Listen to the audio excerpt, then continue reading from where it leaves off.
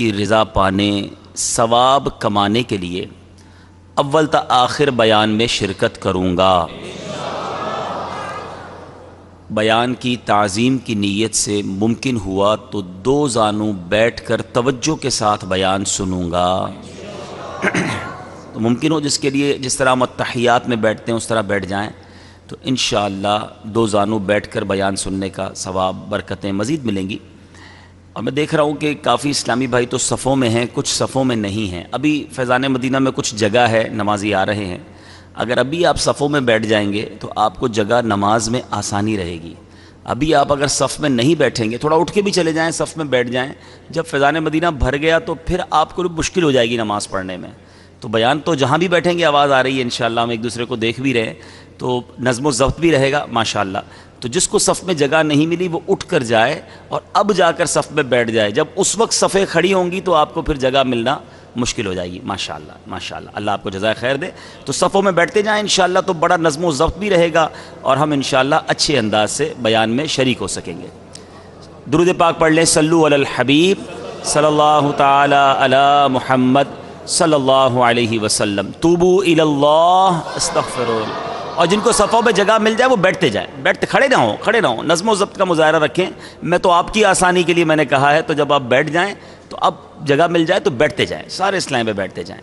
اب ایک اور نیت کروانی ہے کہ سب کے ہاتھ میں کم و بیش کئی اسلامی بھائیوں کے ہاتھوں میں موبائل ہے، ہم مسجد میں ہیں، پہلے تو ایک بات کا خیال رکھیں، اللہ کے گھر میں آئے نا تو کوشش یہ کریں کہ پھر موبائل کا استعمال نہ ہو۔ بہت ضروری ہے تو الگ بات ہے، اب مسجد میں آ کر بھی ہم مووی بناتے رہیں، تصویریں بناتے رہیں، ایسا نہ کریں۔ اپنے جیب میں سائلنٹ کر کے اس کو رکھ لیں، تو ہمارے پاس تھوڑی تو دیر ہے بیان سننے کی، توجہ بیان کی طرف رہے گی، تو انشاءاللہ جس مقصد کے لیے آئے ہیں وہ مقصد بھی ہم حاصل کریں گے۔ اللہ سے دعا کرتے ہیں، یا اللہ جمعہ کا دن ہے، تیری رحمتوں کے نزول کا دن ہے، ہم سب پر اپنی رحمتوں کی بارش برسا۔ درود پاک پڑھنے کے بے شمار فضائل و برکات ہیں۔ مصطفیٰ جان رحمت، شمع بزم ہدایت، نوشہ بزم جنت، پے کرے جود و سخاوت، منبع علم و حکمت، صلی اللہ تعالی علیہ وسلم پر درود ہر دن پڑھنا، روزانہ پڑھنا بہت زیادہ برکتیں لاتا ہے۔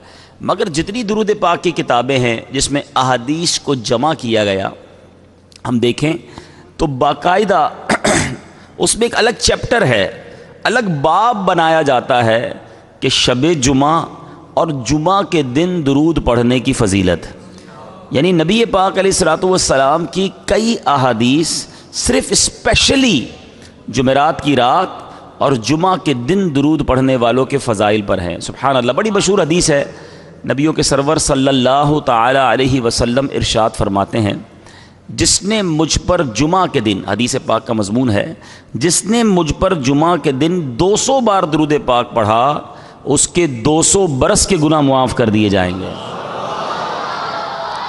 اب ذرا سوچئے کہ 200 بار درود پاک میں دیری کتنی لگتی ہے، یعنی جمعہ کا دن اسپیشل ہے درود پاک کے لیے۔ ایک اور حدیث پاک میں نبی پاک فرماتے ہیں جس کا مضمون ہے کہ جب جمعرات کی رات آتی ہے، جمعہ کا دن آتا ہے، تو اللہ کے کچھ فرشتے ایسے ہیں جو چاندی کے ورق اور سونے کے قلم لے کر آتے ہیں، اور اس دن اور رات جو درود پڑھتے ہیں ان کا نام اس میں لکھتے چلے جاتے ہیں۔ ایک اور شاندار فضیلت نبی پاک صلی اللہ تعالی علیہ وسلم نے فرمایا جس کا مضمون ہے، اور دنوں کا درود فرشتے مجھ تک پہنچاتے ہیں، باقی ہفتے میں پڑھیں تو فرشتے پہنچاتے ہیں۔ آقا فرماتے ہیں جمعہ کے دن کوئی درود پڑھے بنفس نفیس میں خود سماعت کرتا ہوں، کوئی واسطہ نہیں، ڈائریکٹ ڈائلنگ ہے۔ جمعہ کا دن جتنا ہو سکے نبی پاک علیہ الصلوۃ والسلام پر خاص درود پاک پڑھیں۔ اور ویسے بھی ماشاءاللہ جمعہ کی ایک اور فضیلت ہمیشہ ذہن میں رہنی چاہیے، وہ یہ ہے کہ جمعہ کی ایک نیکی 70 نیکیوں کے برابر ہے۔ اب مثال کے طور پہ آپ نے ایک نیک کام کرنے ہوتے ہیں، اللہ کی رحمت سے بہت ساری چیزیں ذہن میں ہوتی ہیں، تو آپ کوشش کریں کہ جمعہ کے دن وہ کام ضرور کریں۔ اب اتوار کو آپ نے کسی مریض کو دیکھنے جانا ہے، آپ نے سوچا ہوا ہے یار پیر والے دن میں اپنے کسی غریب رشتہ دار کی مدد بھی کروں گا، اس کو بلایا میں نے پیر کو، میں اس کو قرضہ دینا ہے، اس کو علاج کے پیسے دینے، واٹ ایور جو نیکی آپ نے 2-3 دن بعد کرنی ہے نا، کوشش کریں کہ اس کو تھوڑا جلدی کر کے جمعہ کو کر لیں. پیر کو، اتوار کو، منگل کو نیکی کریں گے 1 ثواب ملے گا، جمعہ کو نیکی کریں گے 70 گنا ثواب ملے گا. تو صحابہ کرام علیہم رضوان کا یہ معمول ہوا کرتا کہ وہ ڈھونڈ ڈھونڈ کر جمعہ کے دن نیکیاں کیا کرتے. تو ہمیں جمعے کے دن ان نیکیوں کے لیے کوشاں رہنا چاہیے. اللہ تعالیٰ مجھے اور آپ کو جمعے کے دن کا احترام نصیب فرمائے. اور ایک اور امپورٹنٹ بات، جس چیز کا شرف، مقام، بزرگی زیادہ ہوتی ہے نا، اس وقت میں اس مقام پر اللہ کی نافرمانی کرنا وہ غضب کو بھی زیادہ دعوت دیتا ہے. مثال کے طور پہ کوئی کہے کہ میں طواف کے دوران دعا کروں گا، بہت اچھی بات ہے، لیکن اگر کوئی طواف کے دوران چوری کرے تو یہ کتنا سخت جرم. اللہ کے گھر کے سامنے بھی تو باز نہ آیا. کوئی مدینہ منورہ جا کر کوئی گناہ کرے، زیادہ شدید ہے نا. بالکل اسی طرح علماء لکھتے ہیں کہ چونکہ جمعہ کے دن کی برکت، شرف، بزرگی زیادہ، تو اب کوئی جمعہ کے دن گناہ کرے گا تو اس کو 70 گنا یعنی 70 ٹائمز ملٹیپلائی کر کے اس کا گناہ لکھا جائے گا. تو اس دن جہاں نیکیاں زیادہ کرنی ہیں وہاں اپنے آپ کو گناہوں سے زیادہ ویسے تو سارا ہفتہ بچانا ہے، مگر جمعہ کے دن اسپیشلی بچنا ہے، گناہوں سے بچنا ہے. اب کئی شہروں میں، پاکستان کے بھی، دنیا کے کئی ملکوں میں جمعرات ویکینڈ ہوتا ہے. جمعہ ہے چھٹی کا دن. یہ جمعہ کی چھٹی عبادت کے لیے، جمعہ پڑھنے کے لیے، رب کو راضی کرنے کے لیے ہے. مگر میں نے دیکھا ہے، جو میرا مشاہدہ ہے، جو معلومات ہے، کہ جن جن جگہوں پر جمعرات ویکینڈ ہے، جمعرات آخری رات اور جمعہ چھٹی ہے، وہاں گناہ بھی جمعرات کی رات کو زیادہ ہوتے ہیں. وہاں فلموں کو دیکھنے کے پلان، فنکشن کے پلان، اور جناب الٹے سیدھے کام جمعہ کے دن اور جمعرات کی رات کیے جاتے ہیں. اللہ کے بندوں، یہ مانگنے کے لمحات ہیں، یہ لوٹنے کی راتیں ہیں، یہ یوں سمجھیے کہ حاصل کرنے کے گھڑیاں ہیں. حدیث پاک کا مضمون ہے ہر جمعے کو ہر گھنٹے میں 6 لاکھ گناہگار جہنم سے آزاد کیے جاتے ہیں. کیلکولیٹ کریں اگر 24 گھنٹوں سے تو 1,44,000 ہر جمعے کو گناہگار جہنم سے آزاد کیے جاتے ہیں. تو بھائی آزاد اگر ہونا ہے تو اس دن تو خوب عبادت کرنی ہے نا، خوب دعائیں کرنی ہیں، التجائیں کرنی ہیں. جمعے کے دن ہی نافرمانی کر کے اللہ کے غضب کو دعوت دی جائے. خدا را احتیاط کیجئے، سمجھداری کا مظاہرہ کیجئے. ویسے سارا ہفتہ گناہوں سے بچیں، جمعہ کے دن زیادہ ڈر جائیں، زیادہ عبادت کی طرف ذہن لگائیں. اللہ مجھے اور آپ کو اس مبارک دن کا احترام نصیب فرمائے. محبت کے ساتھ بآواز بلند درود پاک پڑھ لیجئے. صلو علی الحبیب صلی اللہ تعالی علی محمد صلی اللہ علیہ وسلم. سبحان اللہ. چند ہی گھنٹوں کے بعد، چند ہی گھڑیوں کے بعد وہ مہینہ آنے والا ہے کہ جس کا انتظار سارا سال عاشقان رسول کو رہتا ہے. پنجابی کے شاعر لکھتے ہیں نا، خوشیاں دا ویلا آ گیا، غم دور ہو گئے. خوشیاں دا ویلا آ گیا، غم دور ہو گئے. رحمت لٹاوڑ نبیاں دے سردار آ گئے. سارے گناہ گاراں دی اج عید ہو گئی، سارے گناہ گاراں دی اج عید ہو گئی. رب دے پیارے امت دے غم خار آ گئے. وہ مبارک مہینہ آ رہا ہے کہ جس مہینے میں اس ہستی نے جلوہ فرمایا کہ جس ہستی کی وجہ سے یہ کائنات بنی ہے. حدیث قدسی میں رب ارشاد فرماتا ہے، نبی پاک کی زبانی جب رب کا فرمان سنے تو اسے حدیث قدسی کہا جاتا ہے. حدیث پاک کا مضمون کیا ہے؟ اے محبوب، اگر میں تجھے نہ بناتا تو کائنات نہ بناتا، اگر تجھے نہ بناتا تو یہ چاند اور ستارے نہ بناتا. بریلی کے تاجدار ایسے ہی نہیں لکھتے. اعلیٰ حضرت کا کمال یہ ہے کہ جب بھی قلم اٹھاتے ہیں یا تو کسی قرآن کی آیت کی طرف اشارہ کرتے ہیں، کسی حدیث کی طرف اشارہ کرتے ہیں، کسی قرآنی واقعے کو سناتے ہیں. اعلیٰ حضرت لکھتے ہیں وہ جو نہ تھے تو کچھ نہ تھا، وہ جو نہ تھے تو کچھ نہ تھا، وہ جو نہ ہو تو کچھ نہ ہو. جان ہے وہ جہان کی، جان ہے تو جہان ہے. پیارے آقا ہیں تو یہ جہان ہے. وجہ تخلیق کائنات کہا گیا نبی پاک کو. Reason of the all creation, بنایا ساری دنیا کو نبی پاک علیہ الصلوۃ والسلام کے لیے. مولانا حسن رضا خان صاحب برادر اعظم لکھتے ہیں نا، कौनैन बनाए गए सरकार की खातिर, कौनैन बनाए गए सरकार की खातिर, सरकार की खातिर है, कौनैन बनाए गए सरकार की खातिर। और फिर फरमाते हैं कौनैन की खातिर तुम्हें सरकार बनाया।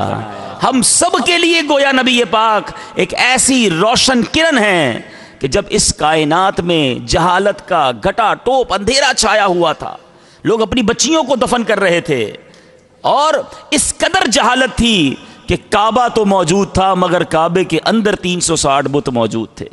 आज काबे का तवाफ आंसुओं के साथ होता है। एक ज़माना वो था जब नंगे होकर कुफ़ारान मक्का तालियां बजाते हुए माअज़ल्लाह काबे का तवाफ किया करते थे। काबे की इज्जत बहाल करने वाला, इंसानियत को वकार देने वाला, सही रास्ता दिखाने वाला, रोशनी की किरण लाने वाला नबी पाक अलैहिस्सलातु वस्सलाम, इस दो जहां का सहारा मेरे आका जब तशरीफ लाए तो गोया कायनात की तकदीर बदली, कायनात ने एक नई करवट ली। सुभान अल्लाह, क्या खूबसूरत शेर है ना।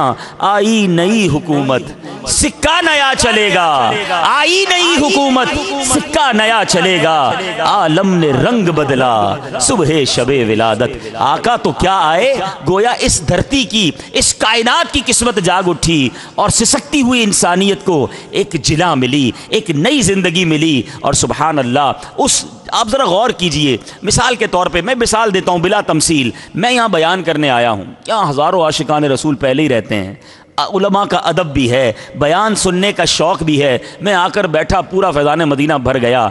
कोई कमाल नहीं है ऐसी जगह जाना जहां जनाब जहालत का दौर दौरा हो, जहां कोई किसी की बात सुनने के लिए तैयार ना हो, जहां बुतों की पूजा की जाती हो, जहां इस्लाम की बात सुनने के लिए कोई तैयार ना हो। अरे नबी पाक ऐसे दौर में तशरीफ लाए जब यूं समझिए कि एक ऐसी कौम जो जंगजू भी थी, जहालत वाली भी थी और मुशरिक भी थी और किसी बात को सुनने के लिए तैयार ना थी, बच्चियों को जिंदा दफन किया जाता था।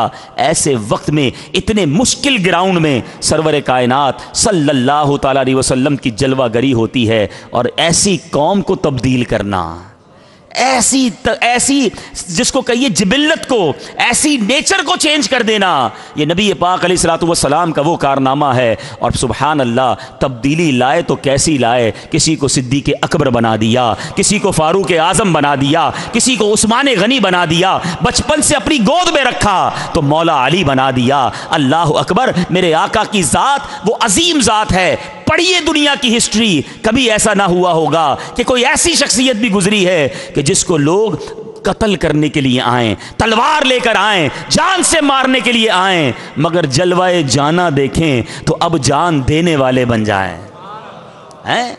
ऐसा किसी शख्सियत के बारे में नहीं पढ़ा होगा कि गिरफ्तार करने आए, नहीं छोड़ूंगा, मैं गिरफ्तार करके जाऊंगा। अल्लाह अकबर, जब मेरे आका के चंद जुमले सुने, नूरानी चेहरा देखें तो उनके इश्क में खुद ही गिरफ्तार हो जाएं। पहले कहा छोड़ूंगा नहीं और अब कहते हैं आका आपका दर छोड़ूंगा नहीं। That is the revolution. ये वो हस्ती हैं कि कायनात में वो अजीम रेवोल्यूशन आया। आज भी सुभान अल्लाह, अब ज़ाते मुस्तफ़ा सल्लल्लाहु तआला अलैहि वसल्लम की बरक़ात की बात करें, आपके एजाज़ की बात करें, आपकी जनाब स्पेशलिटीज़ की बात करें तो सच्ची बात यह है 1400 साल से ज़्यादा वक्त गुज़र गया है। मौरख़ीन लिख रहे हैं, मुहद्दिसीन लिख रहे हैं, सीरत निगार लिख रहे हैं, कोई सीरत की किताब लिखता है, कोई किसी वस्फ़ की बात करता है। बात यह है कि 1400 साल गुज़रे हैं, बात अभी तक पूरी नहीं हुई है। ये कैसी हस्ती है कि जिसकी बात ही पूरी नहीं हो रही है। अल्लाह अल्लाह, शायर लिखते हैं ना, जिंदगियां खत्म हुई और कलम टूट गए, जिंदगियां खत्म हुई और कलम टूट गए। आका तेरे औसाफ का एक बाब भी पूरा ना हुआ। दिलदार बड़े आए, महबूब बड़े देखे, जो देखे सभी उनके कदमों में पड़े देखे। अरबाब नजर को कोई ऐसा न मिलेगा, बंदे तो बहुत मिल जाएंगे पर आका न मिलेगा। तारीख अगर ढूंढेगी सानी मोहम्मद, सानी तो बड़ी चीज है, साया न मिलेगा।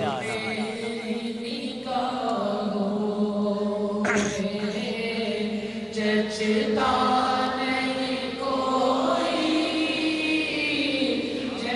جیسے میرے سرکار ہیں.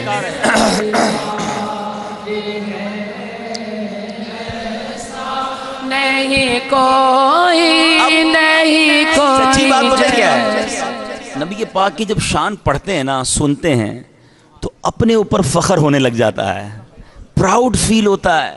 یا اللہ تیری مہربانی ایسے نبی کا امتی بنایا، ایسے آقا کا مجھے غلام، یہی شرف کافی ہے.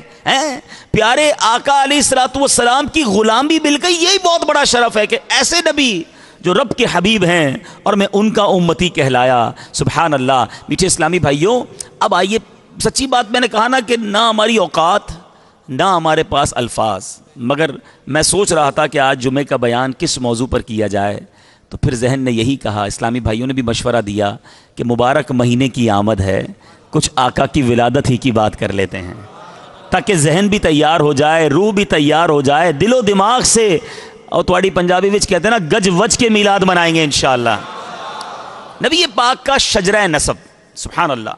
پیارے آقا علیہ الصلوۃ والسلام کا شجرہ نسب والد ماجد کی طرف سے یہ ہے، حضرت محمد صلی اللہ تعالی علیہ وسلم بن عبداللہ بن عبد المطلب بن ہاشم بن عبد مناف بن قصا بن کلاب بن مرہ بن قاب بن لوی بن غالب بن فہر بن مالک بن نذر بن کنانا بن خزیمہ بن مدرقہ بن الیاس بن مدر بن نزار بن معاد اور بن عدنان. یہ بخاری شریف میں یہاں تک آپ کا شجرہ لکھا. اور والدہ ماجدہ کی طرف سے نبی پاک علیہ الصلوۃ والسلام کا شجرہ کیا ہے؟ حضرت محمد صلی اللہ تعالی علیہ وسلم بن آمنہ وہب بن عبد مناف بن زہرہ بن کلاب اور بن مرہ.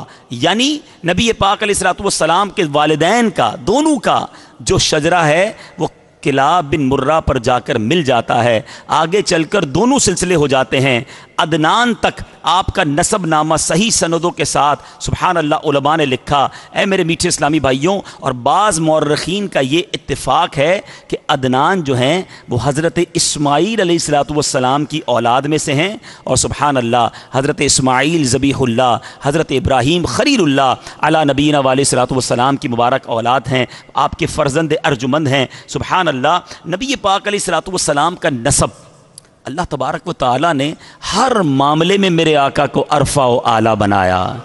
میرے آقا اعلیٰ حضرت جبھی تو لکھتے ہیں سب سے اولا و اعلیٰ، سب سے بالا و اعلیٰ، اپنے مولا کا پیارا، دونوں عالم کا دولا.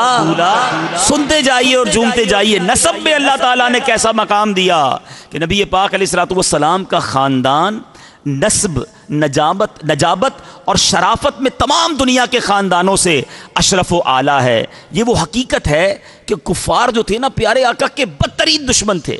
ہر وہ چیز تلاش کرتے تھے، معاذ اللہ ملتی نہیں تھی کہ جس سے کسی طرح شان گھٹائی جائے، مگر وہ بھی اس بات کا اقرار کرتے. حضرت ابو سفیان جب کفر کی حالت میں تھے، ایمان نہ لائے تھے، تو بادشاہ روم ہرقل کے بھرے دربار میں انہوں نے بھی اس بات کا اقرار کیا تھا، اس بات کو ایڈمٹ کیا تھا، ہوا فینا ذو نسب، یعنی نبی پاک علیہ الصلوۃ والسلام عالی خاندان سے ہیں، اشرف اور اعلیٰ خاندان سے ہیں. نبی پاک علیہ الصلوۃ والسلام، مسلم شریف کی روایت سنو، میرے آقا خود فرماتے ہیں کہ اللہ تعالیٰ نے حضرت اسماعیل کی اولاد میں سے کنانا کو برگزیدہ بنایا، اور کنانا میں سے قریش کو چنا، اور قریش میں سے بنی ہاشم کو منتخب فرمایا، اور بنی ہاشم سے مجھ کو چن لیا.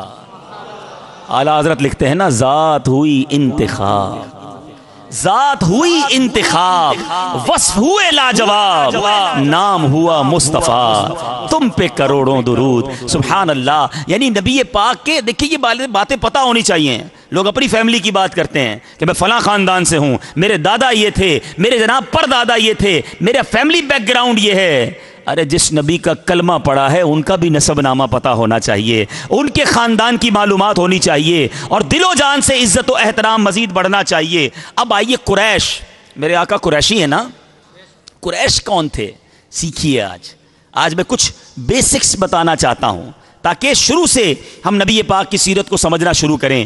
قریش جو تھے، پیارے آقا علیہ الصلوۃ والسلام کے خاندان نبوت میں سبھی حضرات اپنی گوناگو خصوصیات کی وجہ سے بڑے نامی گرامی ہیں، مگر چند ہستیاں ایسی ہیں جو آسمان فضل و کمال پر چاند تارے بن کر چمکے. ان با کمالوں میں فہر بن مالک، نام یاد رکھنا ہے، فہر بن مالک بھی ہیں. ان کا لقب قریش ہے اور انہی کی اولاد قریشی کہلاتی ہے. فہر بن مالک جو تھے یہ قریش کس لیے کہلاتے؟ قریش عربی میں کہتے ہیں ایک سمندری جانور کو جو بہت طاقتور ہوتا ہے اور سمندری چھوٹے جانوروں کو کھا ڈالتا ہے. یہ تمام جانوروں پر ہمیشہ غالب رہتا ہے اور کبھی مغلوب نہیں ہوتا. چونکہ فہر بن مالک شجاعت، طاقت، بہادری میں تمام قبائل عرب پر غالب رہے، اس لیے تمام اہل عرب ان کو قریش کے لقب سے پکارنے لگے. چنانچہ میرے میٹھے اسلامی بھائیوں، اب غور کیجئے کہ نبی پاک علیہ الصلوۃ والسلام کا نسب سلسلہ جو ہے فہر بن مالک سے ملتا ہے، ماں باپ دونوں کا جو نسب ہے جا کر ملتا ہے. اس لیے میرے آقا قریشی کہلائے. نبی پاک ہاشمی بھی ہیں. ہاشم کون تھے؟ آئیے یہ بھی سنتے ہیں. پیارے آقا کے پردادا کا نام تھا ہاشم. اصل نام ان کا پتہ کیا تھا؟ یہ تو ان کا نام پڑ گیا. ان کا اصل نام عمر تھا.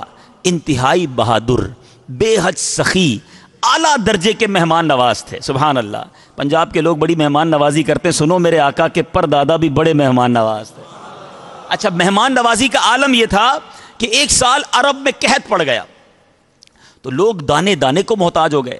تو ملک کے شام سے انہوں نے خشک روٹیاں خریدی اور حج پر جب حاجی آنے تھے تو ان روٹیوں کا چورا کیا، اونٹ کے گوشت کے شوربہ ملایا، سرید بنایا اور حاجیوں میں بانٹنے لگ گئے. ہاشم پتہ ہے کسے کہتے ہیں؟ روٹیوں کا چورا کرنے والے کو ہاشم کہتے ہیں، اس لیے ان کا نام ہاشم پڑ گیا. تو اب سمجھ آ گئی بھائی. فہر بن مالک قریش تھے اور عمر جو تھے پیارے آقا کے پردادا، ان کا لقب پڑا ہاشم. اور میرے آقا قریشی بھی کہلائے، ہاشمی بھی کہلائے.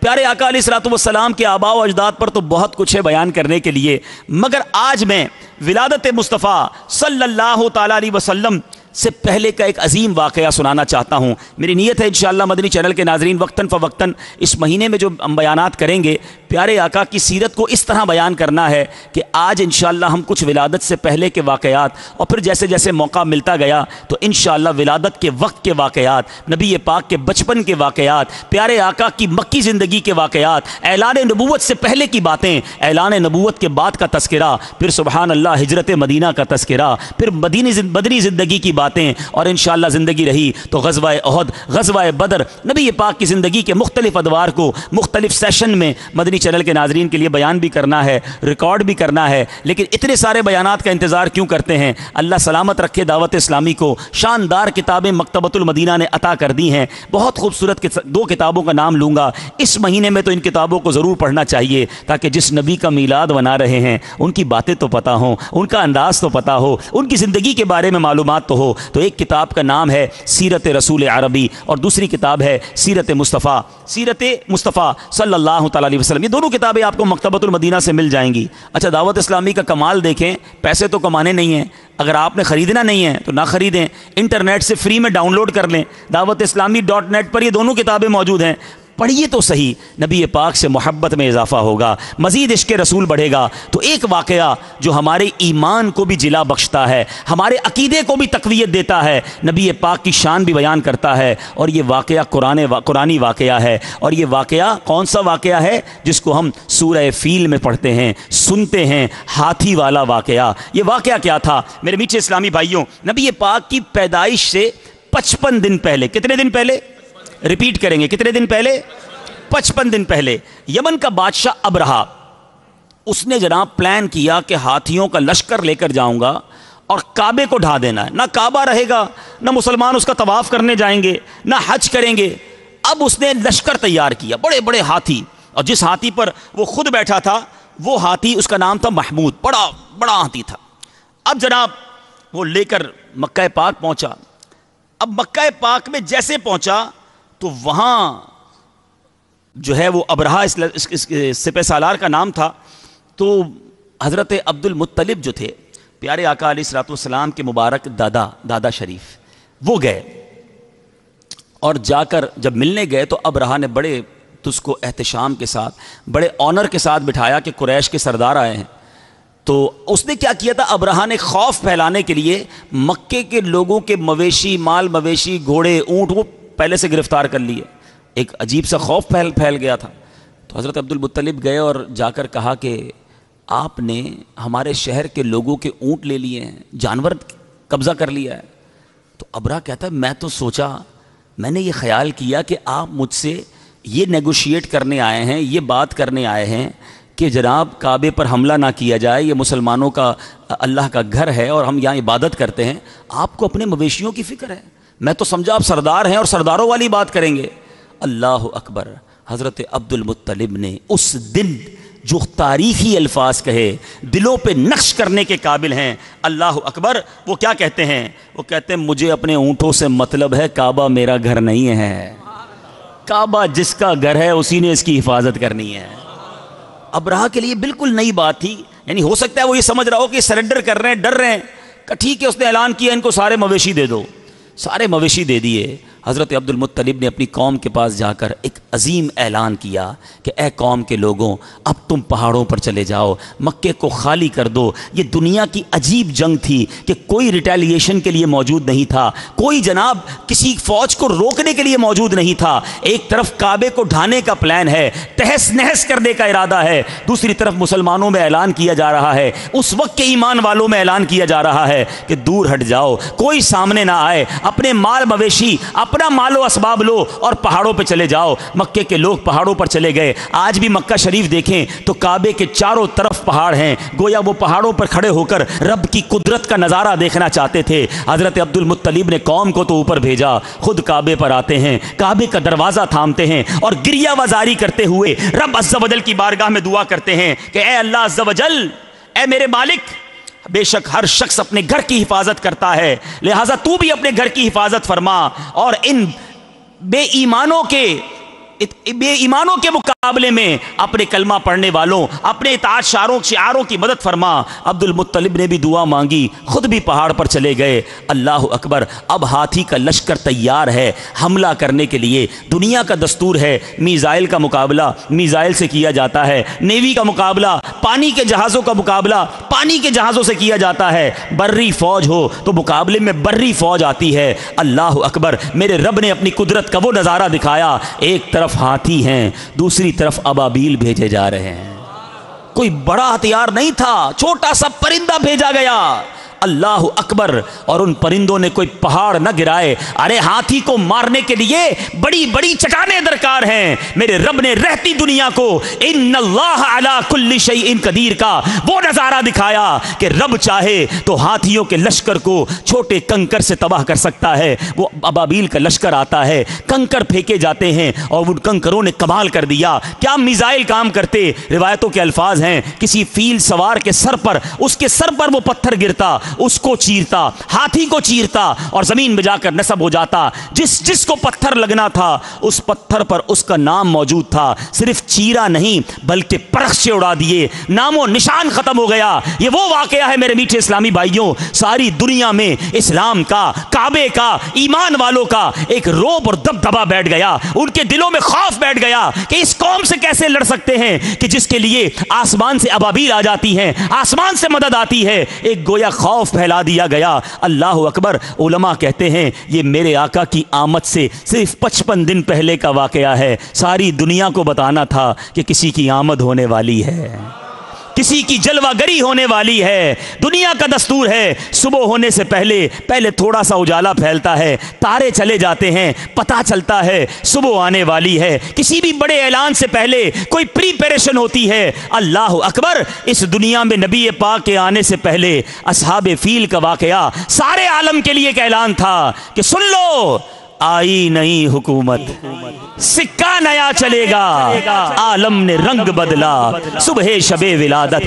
اب میں سورہ فیل پڑھنا چاہوں گا اور اس کا ترجمہ بتانا چاہوں گا. ایمان بھی تازہ ہونا ہے، عقیدہ مزید مضبوط ہونا ہے. میں ایک بار پھر سوال کرتا ہوں، یہ واقعہ نبی پاک کی آمد سے کتنے دن پہلے ہوا تھا؟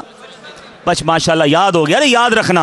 اب سنو سورہ فیل. سبحان اللہ. اللہ تعالیٰ قرآن مجید میں ارشاد فرماتا ہے بسم اللہ الرحمن الرحیم الم تر کیف فعل ربک باصحاب الفیل. اے محبوب کیا آپ نے نہ دیکھا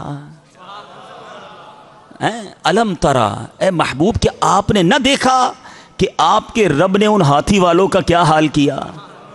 آقا تو تشریف ہی نہیں لائے تھے، آقا تو 55 دن بعد دنیا میں آئے، اور قرآن کہہ رہا ہے، قرآن کا ایک ایک لفظ حق ہے. اے محبوب آپ نے نہ دیکھا. تو اب پتہ کیا چل رہا ہے کہ الحمدللہ جو ہمارا عقیدہ ہے وہی ہے اول، وہی ہے آخر، وہی ہے ظاہر، وہی ہے باطن، اسی کے جلوے، اسی سے ملنے، اسی سے اس کی طرف گئے تھے. نبی پاک کی وہ حدیث یاد کرو کہ میرے آقا فرماتے جس کا مضمون ہے میں اس وقت بھی نبی تھا کہ جب آدم علیہ الصلوۃ والسلام پانی اور مٹی کے درمیان تھے. اللہ اکبر، میرے رب نے اپنے نور سے اپنے نبی کا، اپنے حبیب کا نور پیدا کیا. تو میرے آقا کی شان وہ ہے. قرآن کہتا ہے، اب ذرا آگے الفاظ سنیے گا، رب فرماتا ہے الم یجعل کیدہم فی تضلیل، کیا ان کے داؤ کو تباہی میں نہ ڈالا. وارسل علیہم طیرا ابابیل، اور ان پر پرندوں کی ٹکڑیاں بھیجی، ٹولیاں بھیجی. ترمیہم بحجارۃ من سجیل، اور کیا کیا ہوا کہ انہیں کنکر کے پتھروں سے مارے ہیں. اس کنکر نے حال کیا کیا، فجعلہم کعصف مأکول، انہیں چبائے ہوئے بھس جیسا بنا ڈالا. اللہ اکبر، یہ میرے رب کی شان وہ نظارہ تھا. اور یہ ایک واقعہ نہ ہوا میرے میٹھے اسلامی بھائیوں، نبی پاک علیہ الصلوۃ والسلام کی تشریف آوری سے پہلے اصحاب فیل کا واقعہ. ناگہاں باران رحمت سے سرزمین عرب سرسبز و شاداب ہو گئی، برسوں کی خشک سالی دفع ہو کر پورے ملک میں خوشحالی کا دورہ ہو گیا. بتوں کا منہ کے بل گر جانا، فارس کے مجوسیوں کی 1000 سال سے جلائی ہوئی آگ کا ایک لمحے میں بجھ جانا، کسرا کے محل کا زلزلہ اور اس کے 14 کنگروں کا منہدم ہو جانا، ہمدان اور قم کے درمیان 6 میل لمبے 6 میل چوڑے بحر ساوا کا یکایک بالکل خشک ہو جانا، شام اور کوفہ کے درمیان وادی سماوا کی خشک ندی کا اچانک جاری ہو جانا، پیارے آقا کی والدہ ماجدہ کے بدن سے ایسے نور کا نکلنا جس سے بصرا کے محل روشن ہو گئے. یہ سب واقعات کسی سلسلے کی کڑی ہیں، کسی آمد کی نوید سنائی جا رہی ہے. نبی پاک علیہ الصلوۃ والسلام سے کی آمد سے پہلے یہ مبشرات بن کر عالم کائنات کو یہ خوشخبری دینے لگے کہ مبارک ہو وہ شاہ پردے سے باہر آنے والا. شاہ پردے سے باہر آنے والا ہے. مبارک ہو وہ شاہ پردے سے باہر آنے والا ہے. گدائی کو زمانہ جس کے در پر آنے والا ہے. مرحبا یا مصطفیٰ، مرحبا یا مصطفیٰ، مرحبا یا مصطفیٰ، مرحبا یا مصطفیٰ. اب انشاءاللہ تیار ہے نا میلاد بنانے کے لیے؟ آقا کی آمد کا جشن انشاءاللہ دھوم دھام سے منائیں گے. جب تلک یہ چاند تارے جھلملاتے جائیں گے، تب تلک جشن ولادت ہم مناتے جائیں گے. تم بھی کر کے یا حبیب اللہ سرکار کی آمد. مرحبا مرحبا مرحبا مرحبا مرحبا مرحبا.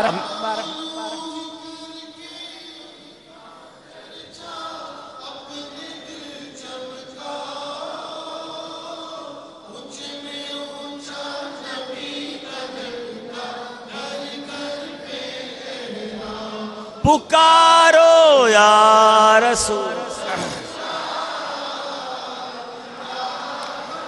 اب میٹھے میٹھے اسلامی بھائیوں، انشاءاللہ میلاد منانا ہے. جھنڈے لگا کر منائیں گے، چراغا کر کے منائیں گے. رات کو کوئی گزرے گلی سے تو پتہ چل جائے یہ جگمگاتا گھر کسی عاشق رسول کا ہے. دن میں گزرے تو مدنی پرچم بتا دے کہ یہ گھر کسی عاشق رسول کا ہے. لیکن جھنڈے بھی لگانا ہے، لائٹیں بھی لگانا ہے. اللہ سلامت رکھے میرے شیخ طریقت امیر اہل سنت عاشق میلاد کو. ساری دنیا کو میلاد منانے کا نیا جذبہ بھی دیا، اور میلاد منانا کیسے اس کا طریقہ بھی دیا. فرماتے ہیں جھنڈے ضرور لگائیں، لائٹیں ضرور لگائیں، ضرور سرکار کی نعتیں بلند کریں، چرچا اور بلند کریں، مگر کسی کو تکلیف دے کر نہیں۔ حقوق العباد کا خیال رکھیں، روڈیں بند کر کے ایسے جناب اسپیکر لگا کر کے رات رات بھر بیمار سو نہ سکیں، ایسی محفل نہ کریں۔ نبی پاک علیہ الصلوۃ والسلام جس کا میلاد منا رہے ہیں نا، ان آقا کا انداز یہ تھا کہ ایک بار میرے آقا وضو فرما رہے، ایک پیاسی بلی آ گئی، آقا نے وہ برتن بلی کے آگے کر دیا۔ جو نبی جانوروں کا اس طرح خیال فرمائیں، ہم ان کے امتیوں کو تکلیف پہنچائیں، یہ نہیں ہونا چاہیے۔ میلاد ضرور بنائیں، دھوم دھام سے بنائیں، مگر حقوق العباد کا خیال رکھیں۔ اسی طرح ایک اور غلطی کرتے ہیں عاشقان رسول، دعوت اسلامی والے تو نہیں کرتے، لیکن چلیں ساری دنیا میں یہ بیان سنا جا رہا ہے، دیکھا جا رہا ہے کہ لائٹنگ لگائیے مگر اس کا بل پے کیجئے۔ چوری کر کے کون سی نیکی ملنی ہے کہ کنڈا لگا کر جناب میں کیا کر رہا ہوں، ربیع الاول کا چراغا کر رہا ہوں، یہ اسلام نہیں سکھاتا۔ اب تھوڑی پیسے نہیں ہیں، تھوڑی لائٹنگ کریں، تھوڑا چراغا کریں، جائز کریں، ان سے ڈپارٹمنٹ واپڈا وغیرہ جو بھی آپ کے ڈپارٹمنٹ ہے ان سے بات کریں، ان کو بل پے کریں، تاکہ الحمدللہ سرکار علیہ الصلوۃ والسلام کا میلاد شریعت کے تقاضوں کے مطابق منائیں گے تو انشاءاللہ اس کی خوب برکتیں حاصل ہوں گی۔ ایک اور بات، گھر تو سجا لیں گے انشاءاللہ، نئے کپڑے بھی پہنیں گے نا انشاءاللہ۔ عیدوں کی عید ہے نا، جس کے صدقے ساری عیدیں ملی ہیں، تو سفید لباس پہنیں گے عید والے دن، میرے آقا کو بڑا پسند، ہو سکے تو اس دن امامہ بھی نیا پہنے ہیں۔ اب ذات کو تو سجا لیں گے، لیکن اپنے باطن کو بھی تو سجانا ہے نا۔ کیا ایسا نہیں ہو سکتا؟ آج جمعہ کا دن، ویسے ہی میں نے بیان کے شروع میں کہا کہ 70 نیکیاں ملیں گی ایک نیکی کرنے پر، تو آج اگر ہم یہ نیت کر لیں کہ بس، بلکہ میں سوال کرتا ہوں گجرات والوں سے، بڑی تعداد میں آئے ہیں، میلاد پر اپنے آقا کو کیا تحفہ دینا ہے؟ کوئی تیاری کی ہے تحفہ دینے کی؟ اچھا، پچھلی 12ویں شریف کو میں آپ کے پاس حاضر ہوا تھا، بڑی رات ہماری ملاقات ہوئی تھی، تو میں نے اس وقت بھی عرض کیا تھا، دوبارہ عرض کرتا ہوں، مدنی چینل کے ناظرین کے لیے بھی عرض کرتا ہوں کہ مجھے بتائیے آپ نے اپنے آقا کے لیے کیا تحفہ تیار کیا ہے؟ ساری دنیا کو جب برتھ ڈے آتا ہے گفٹ دیتے ہو، نبی پاک کے میلاد میں کیا تحفہ دینا ہے؟ اس بار ہم آئیے یہ نیت کرتے ہیں کہ آقا نماز آپ کی آنکھوں کی ٹھنڈک ہے، ہم نیت کرتے ہیں کہ آپ کے میلاد کی خوشی میں آج کے بعد ہماری کوئی نماز قضا نہیں ہوگی، یعنی ہم میلاد نمازی بن کر گزاریں گے انشاءاللہ۔ اچھا، اب زندگی میں ایسی تبدیلی لے آؤ جس کے چہرے پر آقا کی سنت نہیں ہے، میرے آقا کو داڑھی کا تحفہ پیش کر دو کہ آقا بس آپ کے میلاد کی خوشی میں نے داڑھی سجا لی، اب یہ قبر میں بھی داڑھی ساتھ لے کر جاؤں گا، اور ایک مٹھی سے گھٹانا بھی حرام ہے، پوری مٹھی کر لیں تو یہ سبحان اللہ کیسا پیارا تحفہ ہوگا۔ یہ وہ تحفے ہیں جو انشاءاللہ پیش کریں میرے آقا کی براہ راست نگاہ کرم ہو جائے گی۔ اچھا، کوئی ہم سے پوچھے یار آپ پہلے بڑا جھوٹ بولتے تھے اب نہیں بولتے، بندہ کہے یار میرے آقا کا میلاد آیا میں نے جھوٹ بولنا چھوڑ دیا ہے، آپ نے اپنا کاروبار بدل دیا، بندہ کہے میرا کاروبار ٹھیک نہیں تھا، نبی پاک کا میلاد آیا میں نے حرام روزی چھوڑ دیا، فقط حلال کماؤں گا۔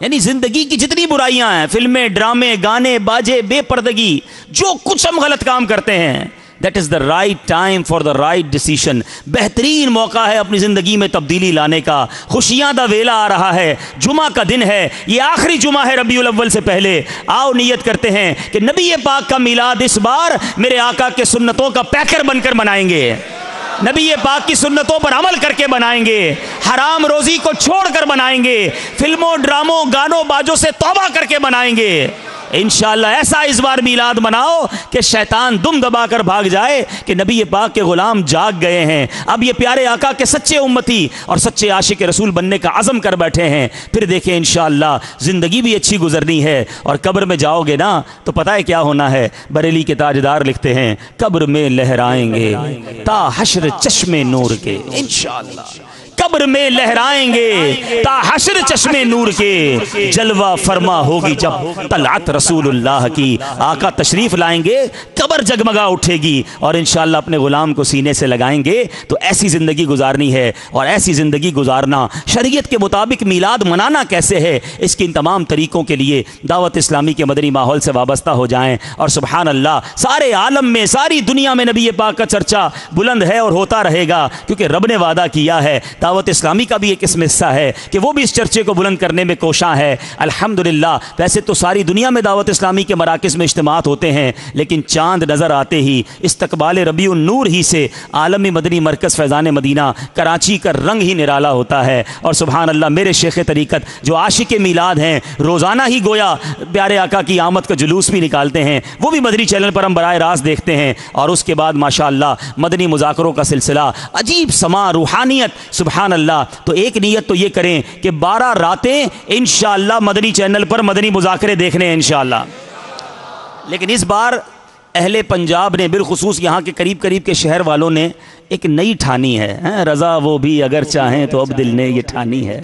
ماشاءاللہ یہ ہے کہ میں پرسوں فیصل آباد سردار آباد میں تھا، تو وہاں سے 23 تاریخ کو انشاءاللہ اتاری طیارہ، یعنی پورا جہاز بک کر کے تاجران اسلامی بھائی 2 دن کے لیے عالمی مدنی مرکز فیضان مدینہ آ رہے ہیں۔ اچھا، پھر مجھے آج یہاں آیا تو پتہ چلا کہ ضیاء کوٹ سے 25 تاریخ کو، جی 25 نومبر کو انشاءاللہ یہاں سے یہ پورا جہاز بک کرا لیا انہوں نے، اور یہ پورا جہاز لے کر 2 دن کے لیے عالمی مدنی مرکز پیر و مرشد کی بارگاہ میں حاضری کے لیے جا رہے ہیں۔ کیا بات ہے، مرکز الاولیاء لاہور سے میرا خیال ہے آج کل میں جا رہا ہے طیارہ۔ تو اب یہ ایک نیا ٹرینڈ ہے کہ تاجران اسلامی بھائی، بزنس کمیونٹی کے لوگ مل کر بارگاہ امیر اہل سنت میں حاضری، میلاد منانا، علم دین سیکھنا، بہت ساری نیتیں ہیں۔ تو ماشاءاللہ آپ میں سے جو اس میں افورڈ کر سکتے ہیں اس پہ ضرور اپنا نام لکھائیں۔ ظاہر جہاز کی سیٹیں محدود ہوتی ہیں، بس تو نہیں ہے کہ 4-5 زیادہ چڑھا لیں گے یا کھڑے ہو کے چلے جائیں گے، چھت پہ چلے جائیں گے، تو جتنی سیٹیں اتنے لوگ جا سکیں گے، تو جلدی بکنگ کرا لیجئے گا۔ اور انشاءاللہ جو میرے غریب اسلامی بھائی ہیں وہ بھی نہ گھبرائیں، 11ویں شریف میں میرا خیال ہے یہاں سے پوری بغدادی ٹرین بھی جا رہی ہے انشاءاللہ، تو انشاءاللہ برکتیں لوٹیں گے۔ ایک اور خوبصورت اعلان ہے کہ انشاءاللہ ابھی جمعہ کی نماز کے بعد دعوت اسلامی کے سارے شعبے نرالے ہیں، مگر ایک بڑا ہی پیارا شعبہ مدرسۃ المدینہ آن لائن، یہ وہ شعبہ ہے جو کمپیوٹر کے ذریعے، انٹرنیٹ کے ذریعے سارے عالم میں قرآن پاک کے نور کو پھیلا رہا ہے۔ آپ کو جان کر خوشی ہوگی کہ اب تک مدرسۃ المدینہ آن لائن کے ذریعے میری معلومات کے مطابق کم و بیش 90 ممالک کے عاشقان رسول کو پاکستان کے کمپیوٹرز کے ذریعے قرآن پاک اور علم دین سکھایا جا رہا ہے۔ اور آپ سب گجرات والوں کے لیے خوشخبری ہے کہ یہ شعبہ یعنی مدرسۃ المدینہ آن لائن کا آج گجرات میں بھی افتتاح ہو رہا ہے۔ اور سبحان اللہ، پہلے ہمارا اعلان یہ ہوا کرتا تھا کہ آن لائن ہم صرف بیرون ملک والوں کو داخلہ دیں گے کیونکہ ڈیمانڈ بڑی تھی۔ اب چونکہ برانچز بڑھتی جا رہی ہیں تو آج پاکستان میں رہنے والے مدنی چینل کے جتنے بھی ناظرین ہیں، دنیا بھر میں مجھے سن رہے ہیں، ان سب کو میں یہ دعوت دے رہا ہوں کہ مدرسۃ المدینہ آن لائن میں تجوید کے ساتھ ساتھ ناظرہ و حفظ قرآن، درس نظامی اور دیگر کورسز میں داخلے جاری ہیں۔ داخلے اور کورسز کی تفصیل جاننے کے لیے ہمارے یہاں باہر ہی مدرسۃ المدینہ آن لائن کا اسٹال بستہ لگا ہوا ہے، جاتے جاتے اس کو وزٹ کیجئے، دیکھیے یہ کیا کس طرح کورسز کرواتے ہیں۔ اور جو دنیا بھر میں مجھے سن رہے ہیں وہ دعوت اسلامی .net دعوت اسلامی کی ویب سائٹ ہے، وہاں مدرسۃ المدینہ آن لائن کا آئیکن موجود ہے، اس کو کلک کریں، وہاں سے تفصیل لیں اور اپنی مرضی کے ٹائم کے مطابق، جی ہاں جو ٹائم آپ کے پاس ہے اپنی مرضی کے ٹائم کے مطابق اس میں داخلہ لے لیں اور گھر بیٹھے علم دین حاصل کریں۔ اللہ تعالی ہم سب کو اس بار ہمیشہ کی طرح ہمیشہ سے زیادہ احترام اور عزت اور شریعت کے تقاضوں کے مطابق میلاد منانے کی توفیق عطا فرمائے اور نبی پاک علیہ الصلوۃ والسلام کے میلاد کی برکت نصیب فرمائے۔ صلو علی الحبیب۔ جی تمام اسلام میں ابھی اذان ہوگی، صفحے درست کریں گے اور پھر انشاءاللہ دیگر نماز کا سلسلہ ہوگا۔